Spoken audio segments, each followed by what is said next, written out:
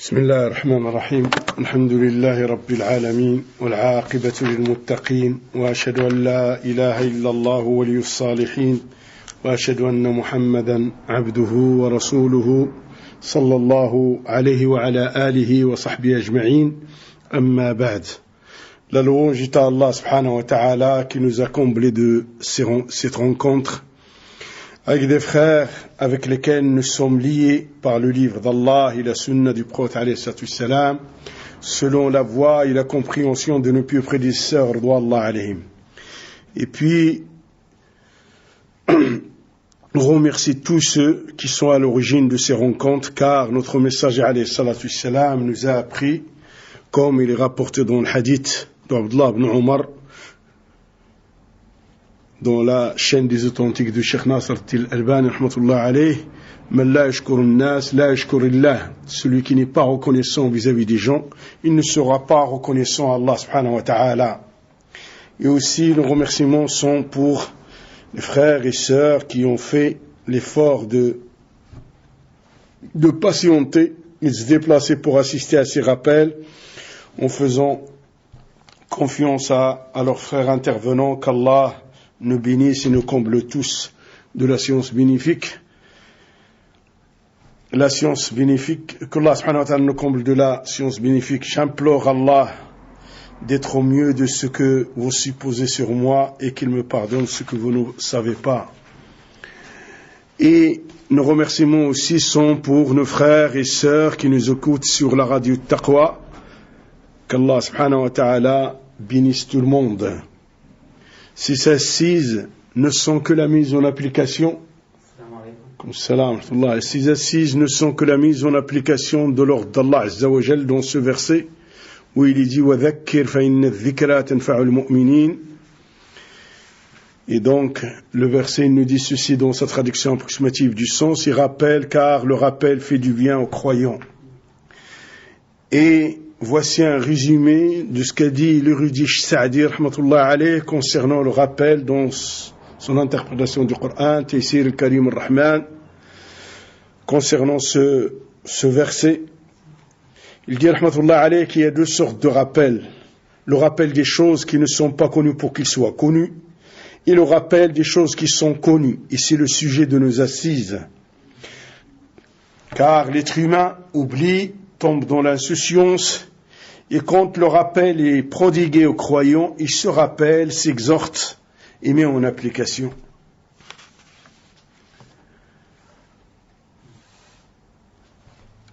Donc, la louange est à Allah, et nous devons constamment remercier Allah subhanahu wa ta'ala pour les grâces avec lesquelles il nous comble, car il est dit dans le verset: La in shakartum la zidannakum. Si vous êtes reconnaissant, je vous augmenterai. La reconnaissance préserve le bien présent, il ramène les biens manquants, et le contraire ramène le contraire aussi. La non-reconnaissance des grâces d'Allah fait disparaître les grâces d'Allah, il les fait diminuer. La reconnaissance, ce ne sont pas des mots. La reconnaissance, c'est l'accomplissement du taqwa, le fait de mettre en application les ordres d'Allah subhanahu wa ta'ala et de s'abstenir de ce qu'Allah subhanahu wa ta'ala a interdit. Il s'accomplit par la langue, par les paroles, il s'accomplit aussi par les œuvres. Et c'est aussi, nous devons faire beaucoup de dua, car vous n'êtes pas sans savoir que la chose, sans savoir que les déviants et les ennemis d'Allah Azza wa Jal essayent de barrer la route à la voie de nos pieux prédécesseurs d'Allah alayhim et à l'enseignement de cette voie et de ses fondements et à l'enseignement conforme à la voie des nobles compagnons et de ceux qui les suivent à la perfection. Wallahu al-musta'an. Donc après cette introduction, je passe au sujet de mon intervention de ce soir. Et sachez que ce que vous allez entendre n'est qu'une compilation de paroles et de recommandations que vous avez certainement entendues dans les paroles des hommes de science qu'Allah subhanahu wa ta'ala couvre de ses saintes miséricordes. les morts et allonge la vie des vivants dans son obéissance. Et donc le sujet, c'est les clés du bonheur ou les causes du bonheur, et ceci est un sujet très vaste.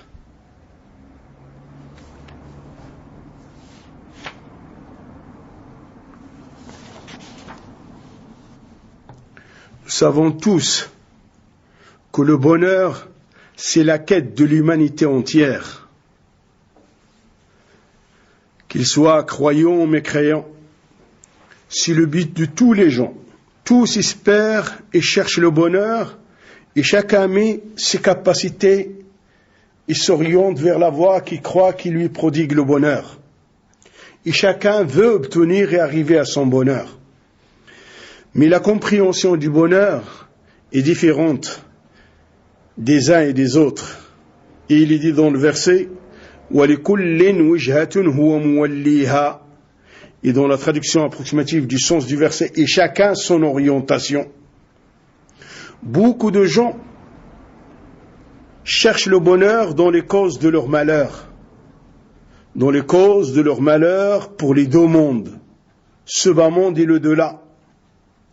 Et celui qui médite la situation des gens et leurs avis sur les modalités pour acquérir le bonheur, il verra beaucoup d'opinions et beaucoup d'avis différents. Des gens cherchent le bonheur dans le pouvoir et dans les très hauts de la société et dans la notabilité. D'autres le cherchent dans la fortune, peu importe la voie par laquelle ils acquièrent celle-ci. D'autres encore cherchent le bonheur dans les jeux et toutes les formes de distraction et de tentation et de plaisir, même s'ils sont haram. D'autres le cherchent dans tout ce qui est illicite, alcool, drogue, adultère, etc. Et tout cela, si on leur pose la question, qu'est-ce que tu cherches par ce que tu fais? Ils diront le bonheur, l'apaisement intérieur, la quiétude, la plénitude, l'épanouissement de mon être et l'apaisement de mon cœur et de mon âme. Je veux m'éloigner des angoisses, des soucis. Et leurs voix, comme tu l'as entendu, sont différentes dans la recherche de cet épanouissement. Quand tu soumets à Allah subhanahu wa ta'ala, le soumis à Allah subhanahu wa ta'ala par le biais de la clairvoyance dans sa religion, avec laquelle Allah subhanahu wa ta'ala l'a comblé, et par le fait qu'Allah subhanahu wa ta'ala l'a guidé, c'est avec certitude que son bonheur est entre les mains d'Allah azza wa jal, et qu'il ne pourra l'obtenir que par l'agrément d'Allah subhanahu wa ta'ala, que si Allah subhanahu wa ta'ala le veut. قال عز وجل فمن اتبع هداي فلا يضل ولا يشقى. Donc il est dit dans le verset, dans la traduction approximative du sens du verset, quiconque suit mon guide ne s'égarera pas et ne sera pas malheureux. C'est-à-dire quiconque suit la révélation descendue min Allah Azza wa Jal, le livre d'Allah, la sunna de son prophète, selon la voie et la compréhension de ses pieux prédécesseurs d'Allah alim. Hada, il sera loin du malheur, il sera loin de la tristesse, et il sera très loin de la déviance. Et le fait que dans le verset soit nié l'égarement, cela confirme la guidée et la bonne orientation. Et le fait que soit nié dans le verset le malheur, ceci confirme le bonheur. Et il est dit dans l'autre verset, dans la même sourate, Taha ma anzalna alayka al-Qur'ana litashqa. La traduction approximative du sens du verset nous dit ceci, Taha, nous ne t'avons pas descendu le Coran pour que tu sois malheureux. Donc ce Coran a été descendu pour prodiguer le bonheur dans ce bas monde et dans le delà. Et pour donner la plénitude aux gens et l'apaisement aux gens dans ce bas monde et dans le delà. Et l'être humain n'obtiendra pas le bonheur que par la soumission et l'obéissance à Allah subhanahu wa ta'ala. Et ces lettres cherchent le bonheur dans un autre chemin que le chemin de la soumission à Allah. Il n'aura que le malheur, l'oppression, la perte du temps, les angoisses, la souffrance de tout genre, le mal dans ce bas monde, le mal dans sa peau, dans sa personne, dans son fort intérieur. Et dans le delà, c'est pire encore. La situation est claire devant nous.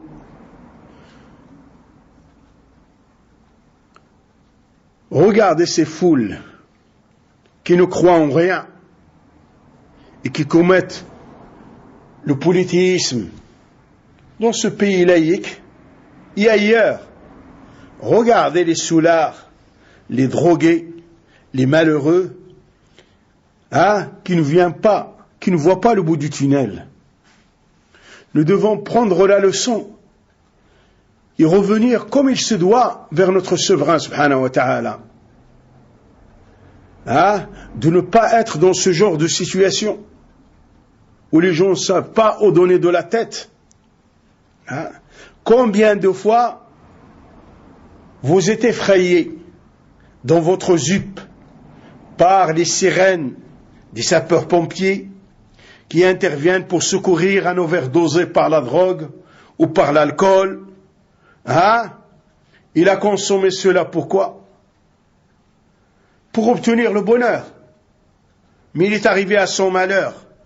Il cherchait le bonheur, mais le biais par lequel il le voulait l'a amené à son malheur. Il s'est trompé de chemin. Le bonheur est dans les mains d'Allah Azza wa Jal. C'est lui qui facilite les situations. C'est lui qui apaise les cœurs. C'est lui qui donne aux cœurs leur plénitude. C'est lui qui guide. C'est lui qui donne le succès. C'est lui qui détient toutes les situations entre ses mains. C'est lui qui donne, qui prive, qui élève, qui rabaisse, qui guide et qui égare, subhanahu wa ta'ala, qui donne la richesse à celui-là et qui appauvrit l'autre et qui fait pleurer et qui fait rire, subhanahu wa ta'ala, comme il est dit dans le verset وَأَنَّهُ هُوَ أَضْحَكَ وَأَبْكَى. La traduction du sens du verset, c'est lui qui fait rire et qui fait pleurer. Donc tout est entre les mains d'Allah. Ce qu'Allah veut sera, et ce qu'il ne veut pas, il ne sera pas, il n'existera pas. L'imam Shafi'i rahimahullah a dit, dans la traduction de cette poésie, ce que tu veux, c'est-à-dire en s'adressant à Allah, ce que tu veux, il sera, même si je ne le veux pas. Et ce que je veux ne sera pas, même si je le veux. Il n'y a rien qui peut se faire sans la volonté d'Allah ou s'obtenir sans la volonté d'Allah. Tu vois, tout est entre les mains d'Allah. Tout est géré par Allah subhanahu wa ta'ala. Et la créature est soumise à son administration et à sa domination subhanahu wa ta'ala. Riche, pauvre, faible, croyant, mécréant, personne n'échappe à la volonté d'Allah Azza wa Jal. Et personne ne peut faire ce qu'il veut dans l'univers d'Allah. Et tu as qu'à voir la situation dans laquelle se trouve l'humanité maintenant. Qui peut enlever cette épreuve et cette catastrophe et cette maladie que subit la communauté, l'humanité entière maintenant? Si ce n'est Allah. C'est une petite créature, un petit soldat qui ne se voit pas à l'œil nu, qui a bouleversé le monde. Et ceci est un des signes d'Allah subhanahu wa ta'ala pour se repentir, revenir vers Allah subhanahu wa ta'ala et se soumettre à Allah subhanahu wa ta'ala comme il le veut subhanahu wa ta'ala. Ça s'arrêtera quand lui subhanahu wa ta'ala le veut. Et ça atteindra qui il veut subhanahu wa ta'ala. Et celui que Allah subhanahu wa ta'ala aura protégé, il sera protégé. Et celui que Allah subhanahu wa ta'ala a décrété qu'il va être éprouvé, il le sera. Ceci a été décidé avant qu'on existe. 50 000 ans avant la création des cieux et de la terre, Allah a écrit au crayon a écrit le croyant, il lui a dit, écris ce qui va être et ce qu'il sera jusqu'à la fin des temps. Donc ce virus rentre dans les destins d'Allah, même si certains ils disent, c'est un complot, il a été créé par tel ou tel dans tel laboratoire. Peu importe qui a décrété que ça soit créé dans tel laboratoire. Rien ne peut exister sans la volonté d'Allah Azza wa Jal. Et qu'on ne se trompe pas de chemin et que nous devons revenir vers Allah subhanahu wa ta'ala. C'est un signe d'Allah pour qu'on puisse revenir vers Allah subhanahu wa ta'ala. Peu importe le degré de civilisation où l'humanité peut arriver, s'il ne se soumet pas à Allah subhanahu wa ta'ala, ça ne veut rien du tout. Hein?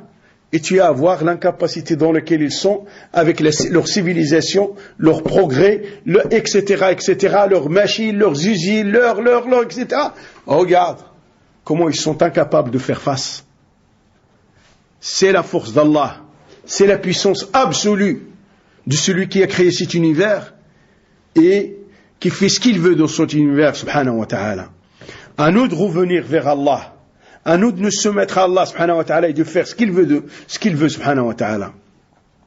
Donc c'est Allah qui donne la puissance. C'est Allah qui élève, qui donne la force et qui fait faiblir. Dans Al-Imran, il est dit قل اللهم مالك الملك تؤتي الملك من تشاء وتنزع الملك ممن تشاء وتعز من تشاء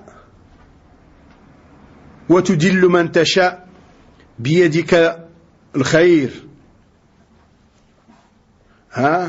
Dans Al-Imran, le verset nous dit ceci, dans la traduction approximative du sens du verset, dit Ô Allah,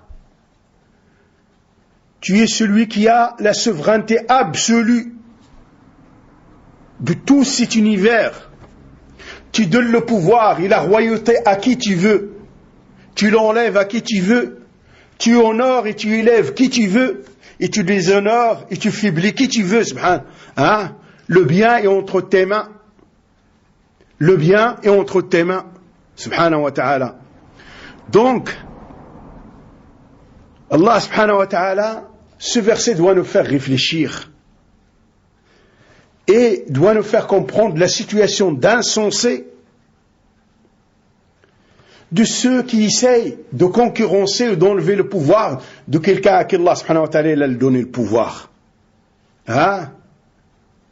Que tu peux rien lui enlever. Va faire ce que tu veux. Allah, il lui a donné ce pouvoir. Qu'est-ce que tu pourras faire? Quand Allah aura décidé de lui enlever, c'est lui qui va lui enlever. Hein? Et c'est lui qui décrétera le moyen par lequel il va lui être enlevé. Hein? Donc, où tu vois la situation d'insensé de ces Khawarij, de ces Takfiri, de ceux qui se révoltent contre leur gouverneur dans les pays de l'islam et ainsi de suite. Ils se trompent de chemin. C'est une voie de déviance. Hein?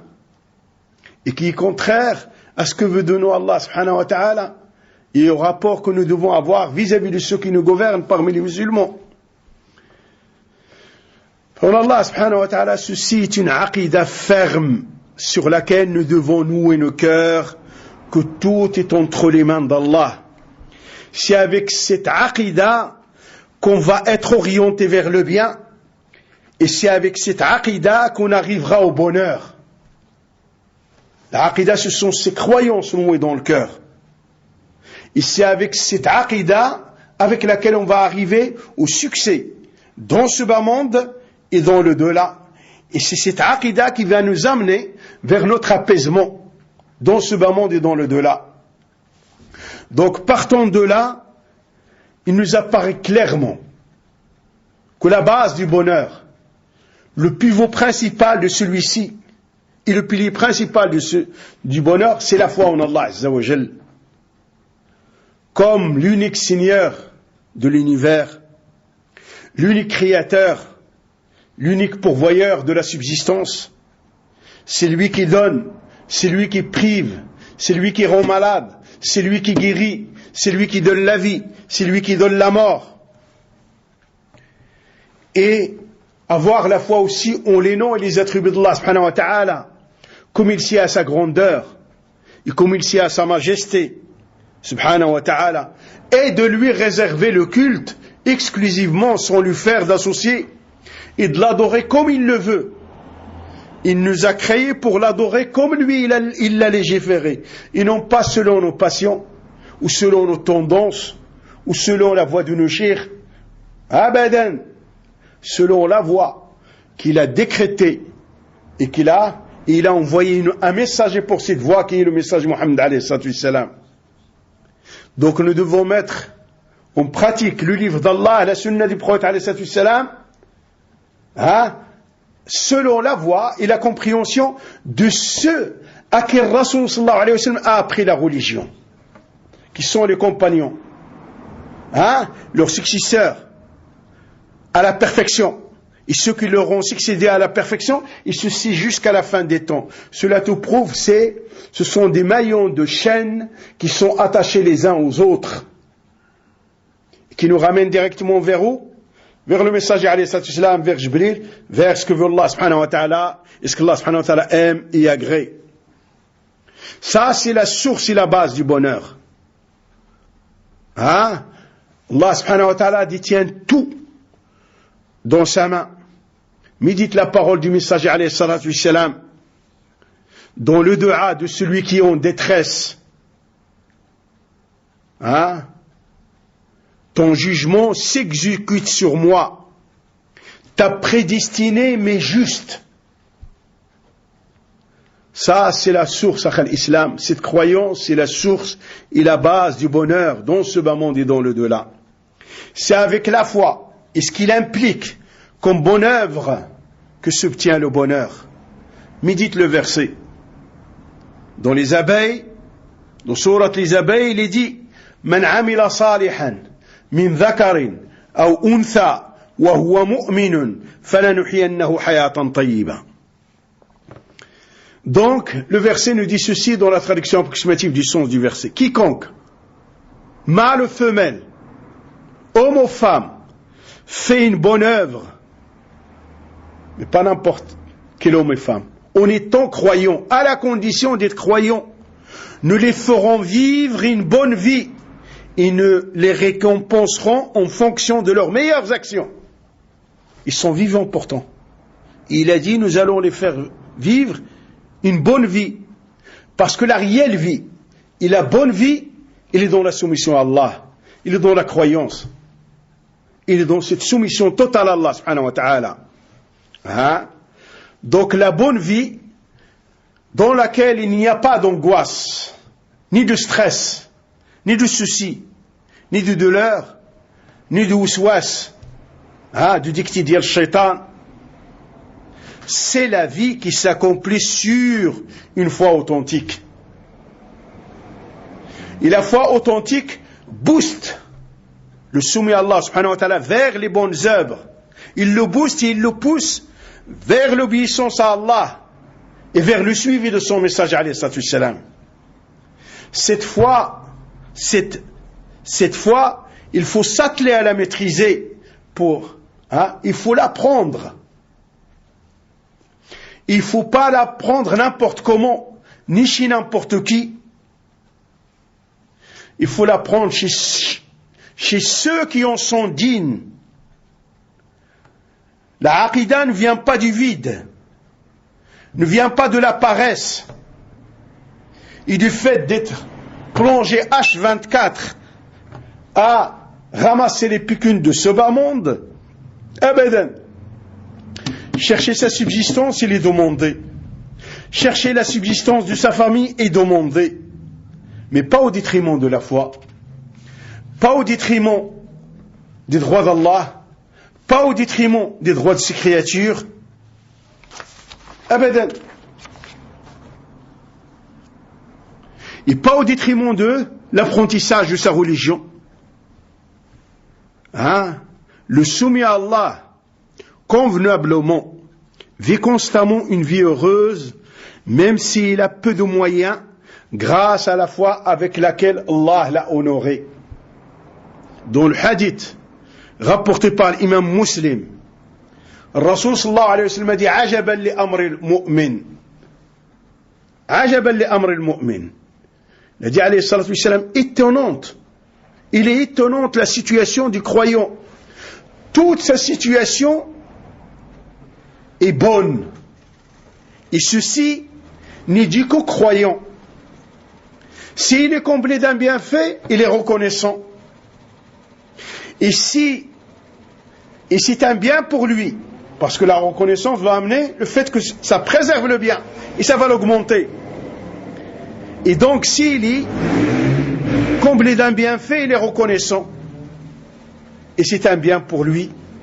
Et s'il subit un malheur, il endure et patiente. Et c'est un bien pour lui. Parce qu'il aura la récompense de qui? Des patients. De la patience et de l'endurance. Il n'y a qu'Allah subhanahu wa ta'ala qui sait le prix et les récompenses de la patience et de l'endurance. Médite cette situation. Qu'on prodigue la foi, qui n'est du coup pour le croyant, qui a une aqida authentique, et des croyances authentiques. Médite cette situation. Médite les bienfaits de la foi authentique dans la vie de ce bas monde, d'avant le delà. D'où l'importance de maîtriser la aqida et ses bases principales, les piliers de la foi. D'où l'importance de maîtriser la aqida et sa base principale, qui sont les piliers de la foi. Regarde le croyant qui est comblé du bienfait. Il est reconnaissant. Et quand le croyant subit un malheur, il endure et patiente, il ne se lamente pas. Et quand il commet un péché, il se repent, il revient vers Allah. Et comme il a dit Ibn al-Qayyim rahimahullah, et comme l'a confirmé Ibn al-Qayyim rahmatullah alayhi, dans le Wabil Sayyib, il a dit les clés du bonheur sont trois. Les clés du bonheur sont trois actes. Le repentir, l'endurance et la reconnaissance. Se repentir quand on commet un péché, endurer quand on subit un malheur, et être reconnaissant quand on est comblé par le bien d'Allah Azza wa Jal. Donc ces trois points sont les clés du bonheur, du soumis à Allah Azza wa Jal. Quand il commet un péché, il se repent. Et quand il est comblé d'un bienfait, il est reconnaissant. Et s'il est éprouvé, il patiente et il endure. Il faut savoir que la patience, le musulman, on a besoin, et le soumis à Allah subhanahu wa ta'ala, on a besoin dans toute sa vie. Pour oublier Allah, il a besoin de patienter pour accomplir les bonnes œuvres. Il a besoin de patienter pour s'éloigner de la désobéissance. Et il a besoin de patienter face au malheur. N'importe comment, la patience, on en a besoin. Dans toute notre vie, de toutes nos situations. Et donc, les clés du bonheur, le repentir, et la reconnaissance, et l'endurance et la patience. Regarde l'un de nos proches prédécesseurs, qui est Cheikh l'Islam, Mohammed ibn Abdul Wahhab, rahimahullah ta'ala. Regarde ce qu'il dit de l'un des paragraphes des 4 règles. Regarde ce dua qu'il formule pour celui qui lit cette risala, ou qui entend cette risala. Il dit: j'implore Allah, le généreux, le Seigneur du trône immense, qu'il te prenne sous sa protection, dans ce bas monde et dans le delà, de te bénir et de te bénir où que tu sois, et de te placer parmi ceux qui, lorsqu'ils reçoivent un bienfait, se montrent reconnaissants, et lorsqu'ils sont éprouvés, ils patientent et endurent, et lorsqu'ils commettent des péchés, ils implorent le pardon d'Allah, ils disent rahimahullah, car ça, c'est les 3 qualités qui sont les clés du bonheur. C'est les 3 qualités qui sont les clés du bonheur.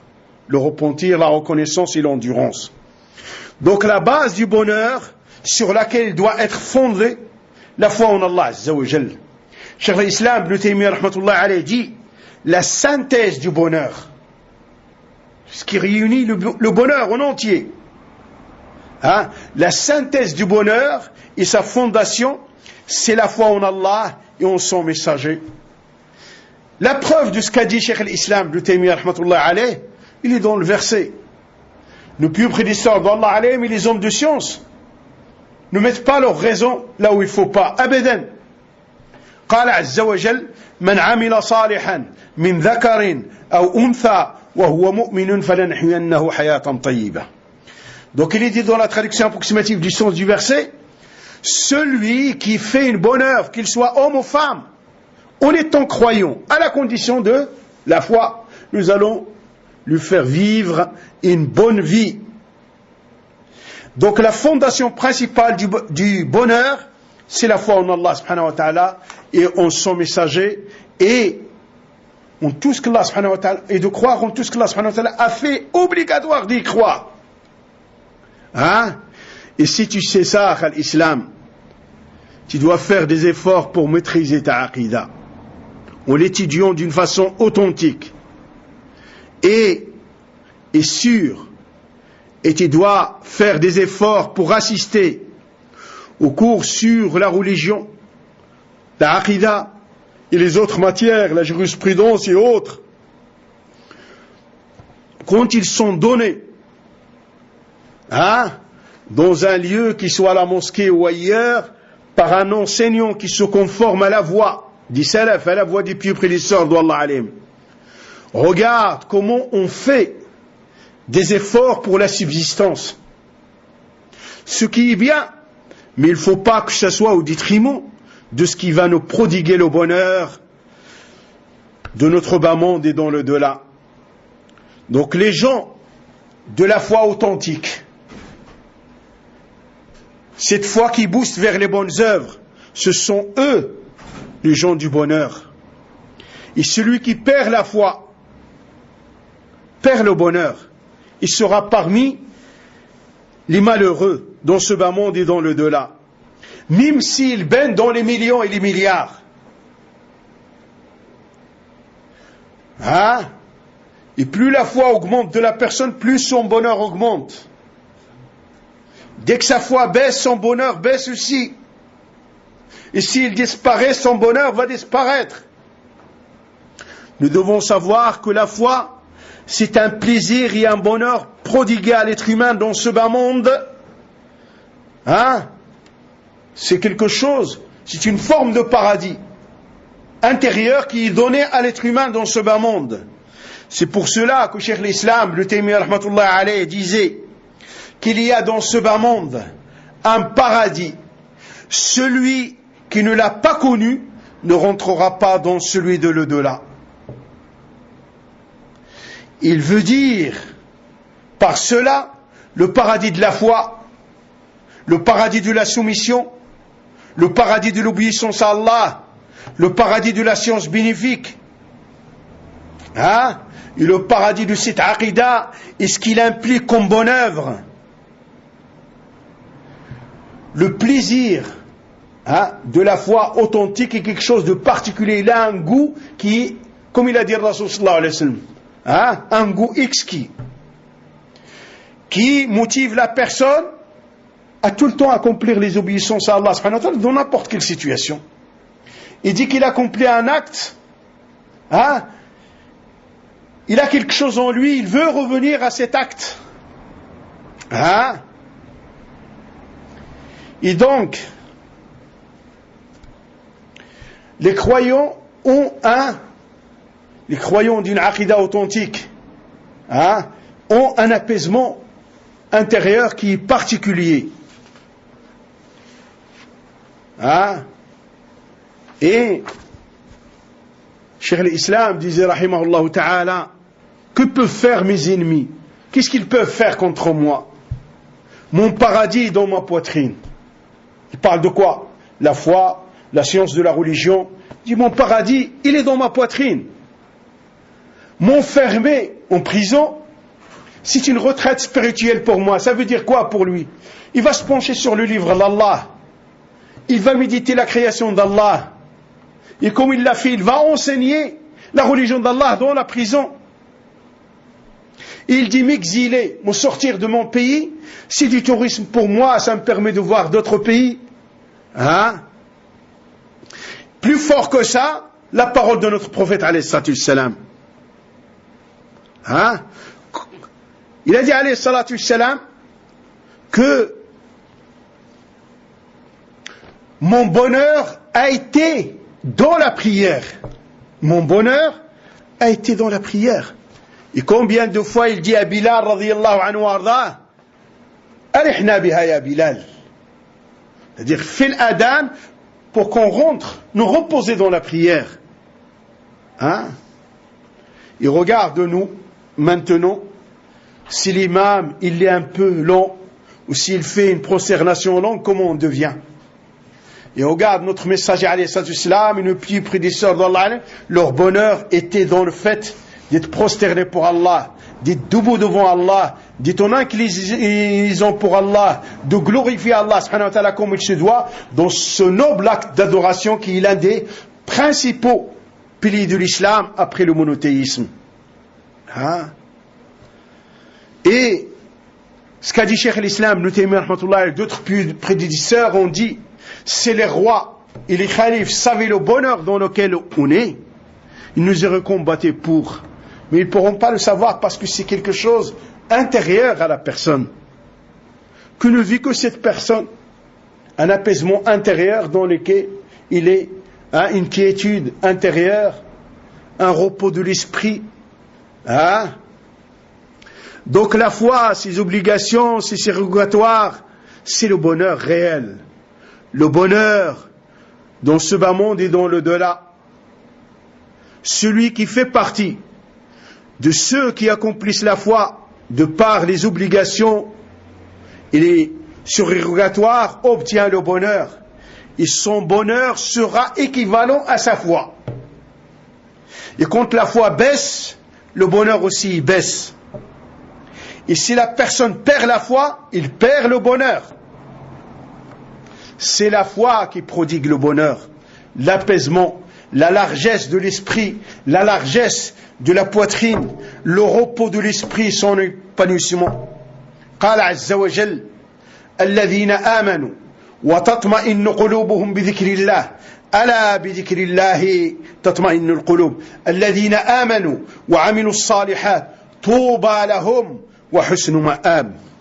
Dans le verset cité ici, qui prouve que l'épanouissement c'est la foi, et c'est la soumission totale à Allah Azza wa Jal, il est dit dans cette traduction approximative du sens du verset, ceux qui ont cru, leur cœur s'apaise avec l'invocation d'Allah.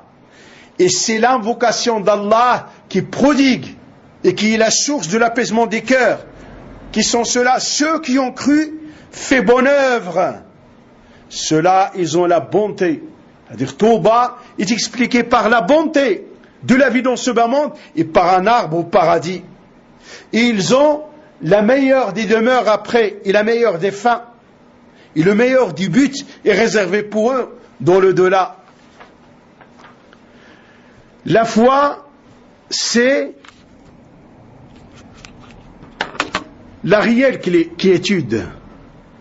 La foi, c'est le repos, c'est le bonheur. Le bonheur, il est lié à la foi. Pas de foi, pas de bonheur. Pas de bonheur réel. Et non pas les bonheurs éphémères que les personnes ont. Et ça disparaît. Une joie dans sa soirée, kada, le lendemain matin, il se réveille, il a, comme ils disent, la gueule du bois, la tête qui est cassée, et ainsi de suite. Où est le bonheur dans ces cas-là? Et donc le bonheur, il est lié à la foi. Pas de foi, pas de bonheur. C'est Allah qui allie le bonheur à la foi. Les gens de la foi auront le bonheur dans ce bas monde et dans le delà. Ils se remettront à Allah, ils se soumettront à Allah subhanahu wa ta'ala comme il veut subhanahu wa ta'ala. Et celui dont la foi affaiblit, son bonheur faiblira. Et ses angoisses augmenteront selon la faiblesse de sa foi. Donc, l'islam ne cherche pas midi à 14h. Allah qui a créé le djinn et les humains a lié leur bonheur à la fois. Leur bonheur, il est lié à la fois. قال عز وجل فإما يأتينكم مني هدى فمن اتبع هداي فلا يضل ولا يشقى. Dans la traduction approximative du sens du verset, s'il vous arrive mes orientations, c'est-à-dire la révélation et le messager, celui qui suit la révélation et mon messager ne sera ni égaré ni attristé. Donc il a fait la négation de l'égarement et la négation du malheur. C'est quoi le contraire de l'égarement? La bonne orientation et la guidée. C'est quoi le contraire du malheur et de la tristesse? Le bonheur. Ça c'est la parole d'Allah subhanahu wa ta'ala. Et qui est plus véridique au niveau de la parole qu'Allah subhanahu wa ta'ala. Donc Allah a destiné à celui qui suit la révélation, il s'oriente avec la révélation, il met en application la révélation, il lui a destiné le bonheur. Il a préservé du malheur. Et il l'a préservé de l'égarement. Donc il lui a ouvert le chemin du bien et le chemin de l'apaisement et le chemin qui va l'emmener vers la satisfaction d'Allah subhanahu wa ta'ala dans le delà. Prends cet exemple. Tu vois deux frères qui travaillent tous les deux. Un a un salaire de 2000 €. Il a 4 ou 5 enfants. L'autre se fait plus de 5000 €. Il a 2 ou 3 enfants ou plus, peu importe. Des fois, tu vois celui qui a 2000 €, il est joyeux. Tu vois l'apaisement sur son visage. Tu vois l'apaisement de ses enfants. Et ceux-ci se sont sur sa femme et ainsi de suite. Tu vois qu'il préserve. Il fait tout ce qui est dans ses capacités pour préserver les prières et pour assister à Jumu'ah et assister à des cercles d'enseignement qui sont donnés, etc. Quant à celui qui a les 5000 € ou les 7000 ou plus encore, à peine tu l'aperçois à la prière du vendredi, tout le temps il est stressé, tout le temps il est pressé, plein de soucis, plein d'angoisse. Ça se voit sur ses enfants, parce qu'il ne leur donne pas du temps, c'est au détriment des droits de ses enfants, alors que l'autre s'acquitte des droits d'Allah et des droits de sa femme et de ses enfants. Donc ceci amène l'apaisement et un certain équilibre dans le foyer. De l'autre côté, voilà, le matériel, il est là. Mais il n'y a pas d'apaisement, il n'y a pas de bonheur. Il n'y a pas d'apaisement, il n'y a pas de bonheur non plus. Pourquoi? Parce qu'il y a certaines choses qui découlent de la foi qui n'ont pas été accomplies. Il y a certaines choses qui découlent de la foi qui n'ont pas été accomplies. Et tu comprends que ce n'est pas le matériel qui fait le réel bonheur. Abadan. Ce n'est pas le matériel qui peut être la cause de la plénitude et de l'apaisement. Abadan. Certes, ça peut être un moyen d'y contribuer. Mais la cause réelle du bonheur, c'est la soumission totale à Allah subhanahu wa ta'ala. C'est que la vie de la personne doit être gérée par la législation d'Allah et par la voix du messager alayhi salatu wassalam, de ses nobles compagnons et de ceux qui les suivent à la perfection. Donc la fondation principale du bonheur sur laquelle il doit être basé, c'est la foi avec ses obligations et ce que ça implique. Ses surrogatoires, ses obligations et ainsi de suite. D'où la parole d'Ibn al-Qayyim rahimahullah. Il dit, les clés du bonheur du soumis, quand il est comblé d'un bienfait, il est reconnaissant. La reconnaissance c'est quoi? La reconnaissance c'est la mise en application de taqwa. Taqwa c'est quoi? C'est mettre en application les ordres d'Allah subhanahu wa ta'ala avec preuve venant d'Allah en espérant la récompense d'Allah.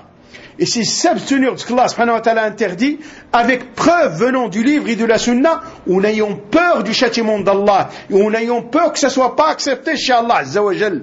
Ça c'est la réelle reconnaissance.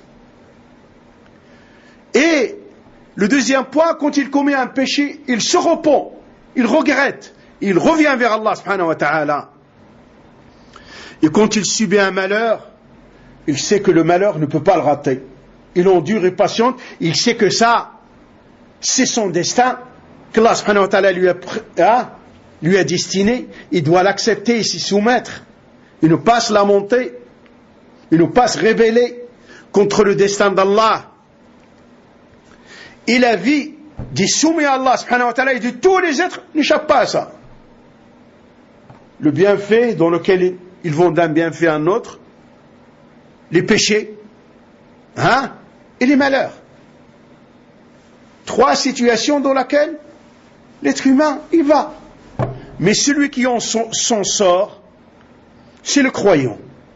Parce qu'il agit comme il se doit. La descendance d'Adam n'est pas infaillible. C'est comme ça qu'Allah subhanahu wa ta'ala a voulu la descendance d'Adam. Mais le croyant, quand il commet un péché, sa foi le pousse vers le repentir. Il sait, par le biais de sa foi en Allah, qu'Allah accepte le repentir. Il pardonne les lacunes et les négligences. Quand on se retourne vers lui, on revient vers lui d'un retour sincère. C'est pour ça, Allah a appelé les croyants à se repentir. C'est une da'wa qu'Allah subhanahu wa ta'ala il ne fait constamment pour se repentir à lui quand on commet nos erreurs. Et qui ne commet pas d'erreurs? قال عز وجل يا أيها الذين آمنوا توبوا إلى الله توبة نصوحا وقال عز وجل وتوبوا إلى الله جميعا أيها المؤمنون لعلكم تفلحون. Les deux versets cités ici dans leur traduction approximative du sens du verset. Ô vous qui croyez, repentez-vous à Allah d'un repentir sincère.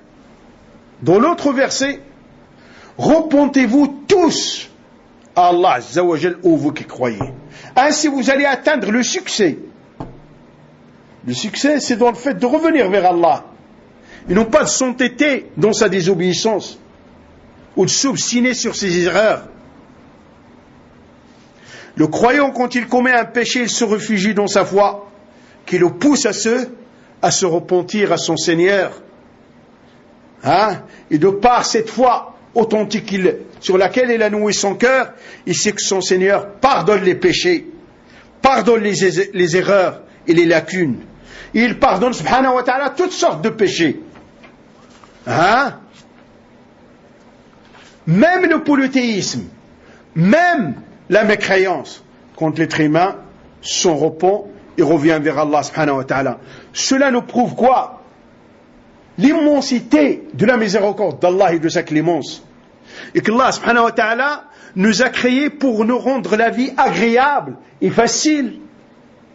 Et qu'il veut notre bien subhanahu wa ta'ala. Dans toutes les situations, on est gagnant. Comme il a dit le Rasul sallallahu alayhi wa sallam, et ceci n'est dû qu'aux croyants. Quand il a un bien, qu'est-ce qu'il fait? Il est reconnaissant. Et ça augmente ses biens. Et il a de la récompense pour sa reconnaissance. Et quand il subit un malheur, il patiente. Et il a les récompenses de ceux qui patientent. قال عز وجل قل يا عبادي الذين أسرفوا على أنفسهم لا تقنطوا من رحمة الله إن الله يغفر الذنوب جميعا إنه هو الغفور الرحيم. Médite ce verset. Il est dit dans ce verset, dans la traduction approximative du sens du verset, dis-leur, dis, ô mes serviteurs qui ont exagéré et qui ont qui se sont causés des préjudices sur eux-mêmes, pour eux-mêmes, et qui ont été loin dans tout ça, qui ont été loin dans la justice avec eux-mêmes, en transgressant les lois d'Allah subhanahu wa ta'ala. Ne désespérez pas de la clémence d'Allah, car Allah pardonne tous les péchés, et il est le pardonneur et le clément subhanahu wa ta'ala. Médite malgré leur exagération dans les péchés et dans la désobéissance, Allah les a appelés mes serviteurs. Hein? Qu'on déplaise al-Khawarij et à leurs disciples Dawa'ish et les Qutbi qui jettent l'anathème sur quelqu'un qui commet les péchés capitaux. Allah subhanahu wa ta'ala, il les a appelés mes serviteurs. Et la porte du repentir, il est ouverte. Hein? Tant que la personne n'est pas morte, la porte du repentir est devant lui. Il revient vers Allah quand il veut. Et c'est mieux pour lui de revenir tout de suite. Parce qu'il ne sait pas quand est-ce que son âme pourra être prise. Donc la foi du serviteur le pousse à se repentir et à demander le pardon d'Allah et à avoir de la pudeur devant Allah et à observer Allah dans ce qu'il dit et dans ce qu'il fait. Hein? La foi authentique donne une certaine maîtrise à la personne. Il ne dit pas n'importe quoi. Il ne fait pas n'importe quoi non plus. Il ne va pas n'importe où. Il sait que cet endroit, hein, Allah subhanahu wa ta'ala n'aime pas. Il ne va pas se faire voir, hein, par Allah subhanahu wa ta'ala dans un endroit où Allah subhanahu wa ta'ala n'aime pas, il n'agrée pas. Il sait de par sa voix qu'Allah subhanahu wa ta'ala entend tout. Donc il ne fait pas entendre Allah subhanahu wa ta'ala des mauvaises paroles. Hein, et ainsi de suite. Donc la foi, c'est un booster vers le bien. Et c'est quelque chose qui permet à la personne de se maîtriser. Hein? Donc la foi guide vers tout le bien et vers toute vertu. Donc celui qui s'obstine dans la désobéissance et dans la négligence n'obtiendra que des angoisses et des plaisirs éphémères et passagers. Quant à celui qui accomplit sa voie et observe Allah dans ses dires et ses actes, baignera dans un plaisir et un bonheur que ne peut jamais atteindre celui qui désobéit à son souverain subhanahu wa ta'ala et qui néglige, hein, et qui néglige les ordres d'Allah subhanahu wa ta'ala. Médite ce qu'a dit Abdullah ibn Abbas, l'exégèse du Coran par excellence.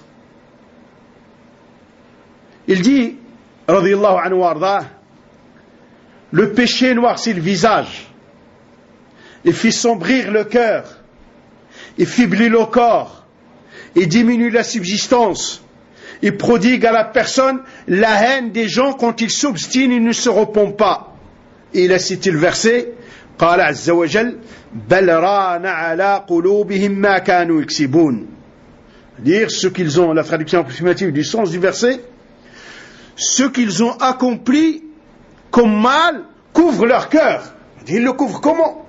À dire leur cœur devient inattentif à la vérité et à la soumission. Ah, quand ils baignent, ils sont engloutis dans la débauche et dans la désobéissance. Dans ces cas-là, le cœur, il est touché. Ah, et il est enveloppé. Qui fait que tu as beau parler à la personne de la vérité, il rentre par l'oreille gauche et sort par l'oreille droite. Ou le contraire. Hein? Parce que les mauvaises œuvres et les désobéissances ont créé une couche sur son cœur, comme il est dit dans le verset. Donc le plaisir du désobéissant se termine très vite. Et il laisse dans le cœur de la personne des regrets, des remords et la fatigue de l'esprit. Hein? Celui qui vole, celui qui est dans le zina, celui qui, hein, qui se drogue, etc. C'est des gens qui vivent un triste intérieur, plein de tracasseries. Ça n'arrête pas de tourner dans le vide, dans leur tête. Quand tu discutes avec eux et tu parles avec eux, ça tourne dans le vide. Hein? Quant aux croyants, quand il commet un péché, une erreur, une négligence, il se repent à Allah subhanahu wa ta'ala. D'abord, il fait sa foi, le pousse à faire tout ce qu'il peut pour combattre son nefs, pour ne pas désobéir à Allah azza wa jal. Et pour ne pas tomber dans le péché. Et s'il est vaincu par son nefs, l'ammara bis-sou, celle qui incite au mal, il se repent, il revient vers Allah Azza wa Jal, et implore le pardon d'Allah subhanahu wa ta'ala, car il sait que son souverain et son Seigneur subhanahu wa ta'ala est un grand pardonneur, et que son souverain et son Seigneur est content de son repentir, du repentir de son soumis. Et le soumis trouve son bonheur dans son repentir, dans son imploration à Allah Azza wa Jal, dans le fait de se montrer humble et faible devant Allah Azza wa Jal. Hein?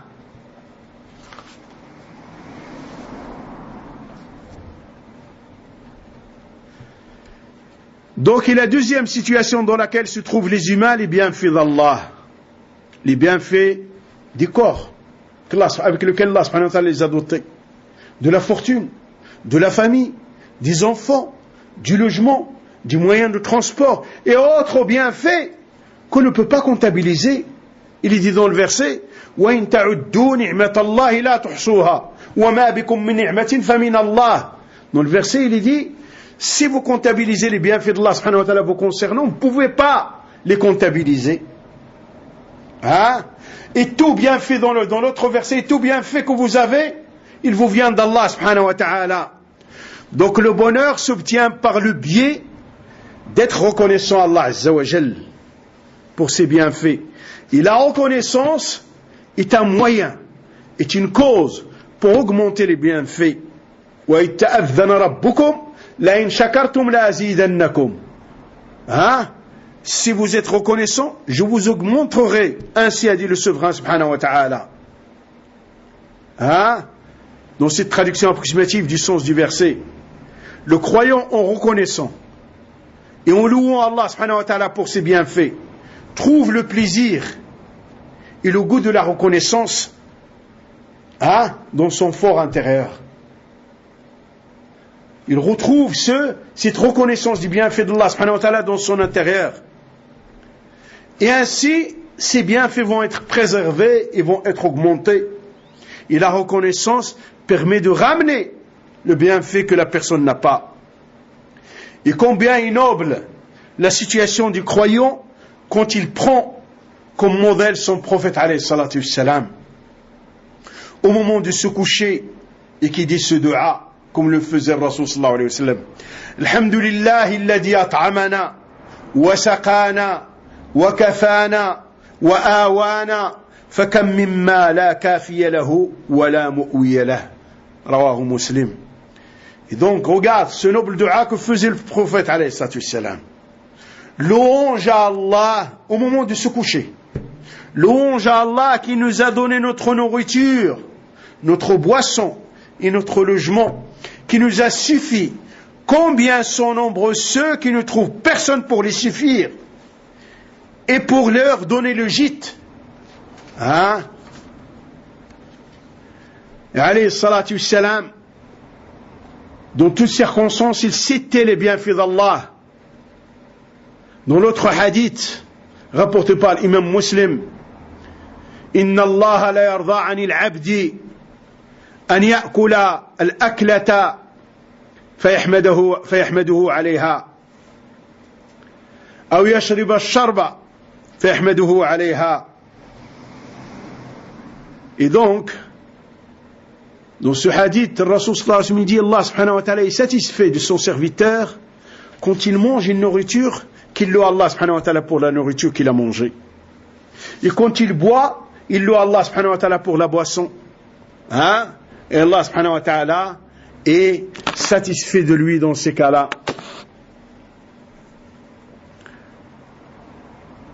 Et donc, le croyant est entre les bienfaits d'Allah, d'un bienfait à un autre.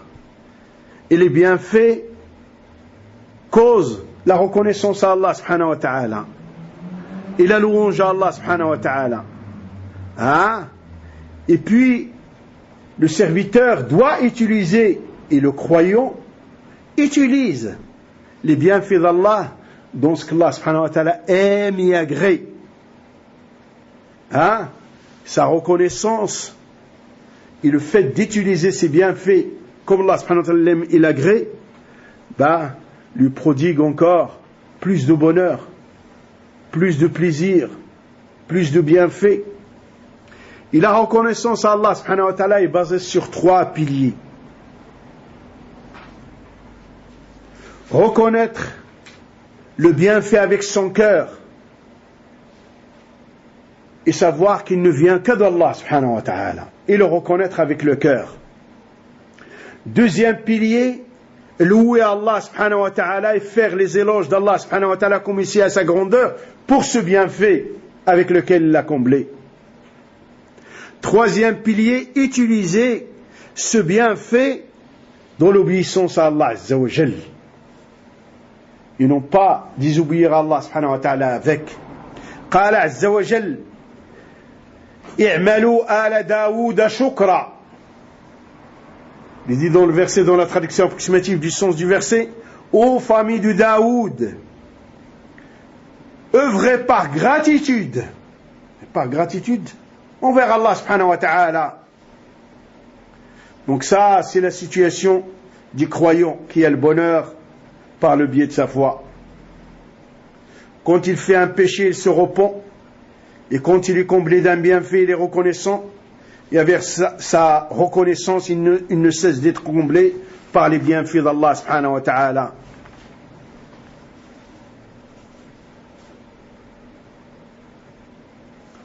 Et la troisième situation, quand il subit une catastrophe ou un malheur, il endure et il patiente. قال عز وجل ما أصاب من مصيبة فبإذن الله ومن يؤمن بالله يهدي قلبه.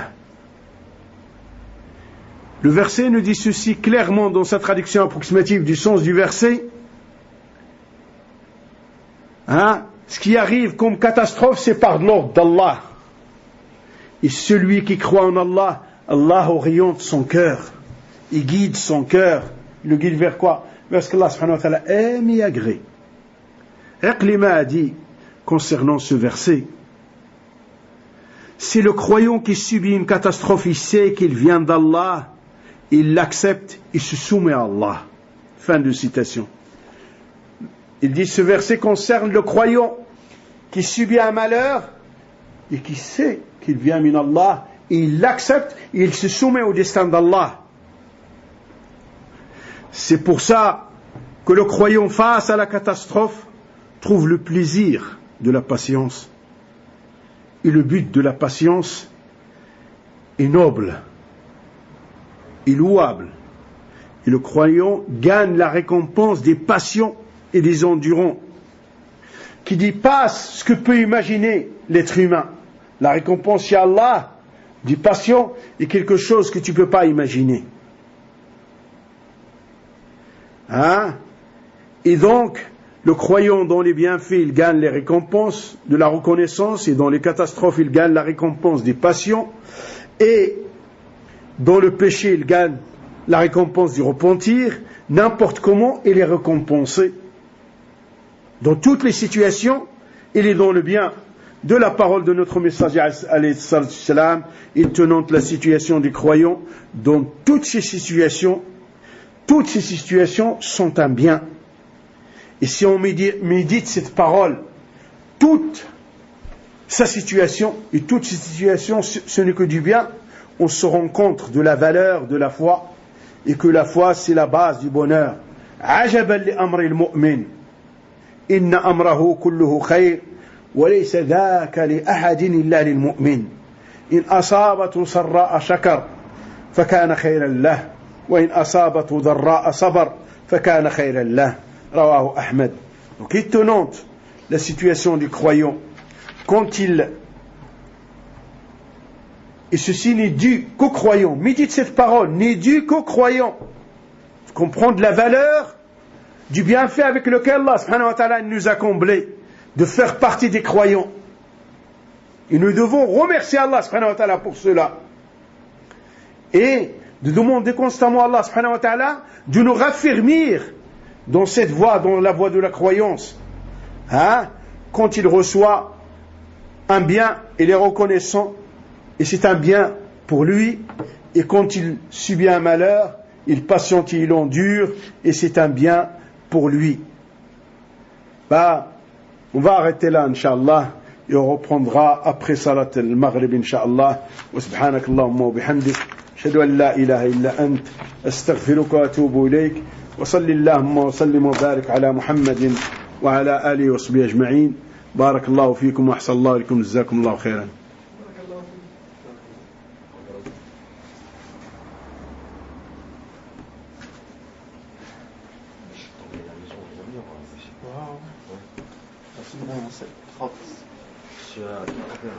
Dans 50 minutes. Après le Maroc.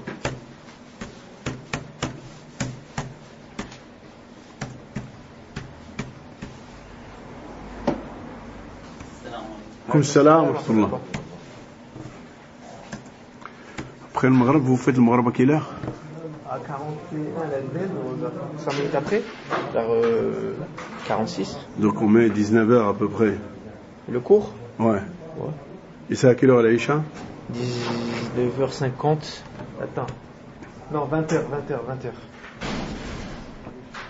20h2.